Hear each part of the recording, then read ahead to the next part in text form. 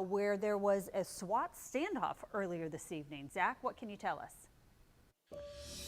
Yeah, Heather, unfortunately, we don't have a ton of information at this point. We're still hoping to get some details here, but we do know that the Clay County Sheriff's Office was out here in full force earlier today and that they were able to bring a suspect into custody.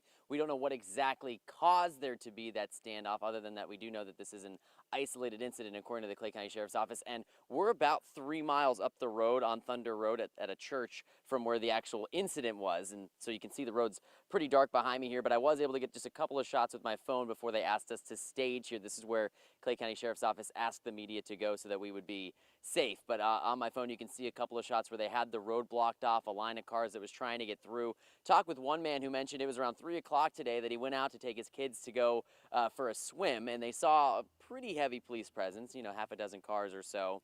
And he was a little concerned. His wife even asked, maybe we should just stay where we're at in case this is something and we're not going to be able to get back in, but they decided to go for that swim anyway, and then they weren't able to get back to their home on Dowling Road when they came back in. He told me it was about 5 hours rather that they were stuck trying to get back to their house, and he told me a little bit about what it was like to see that police scene as it grew.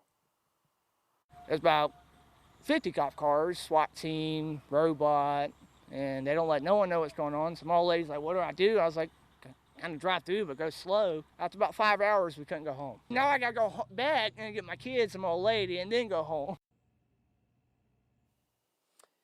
And right after we finished talking with Justin, they started allowing people who had an ID that could prove that they lived on this road to enter through. So that's when he was trying to figure out if he even wanted to bring his kids back home tonight or just leave them at his in-laws. Because we could hear, as I was interviewing him over a loudspeaker, we could hear the sheriff's office telling whoever that they were trying to get that they were outside and that they weren't going anywhere. So that all resolved over the course of about an hour. And we just saw, I don't know if you could see in my video, just a whole slew of different SWAT vehicles and command centers just leave this area.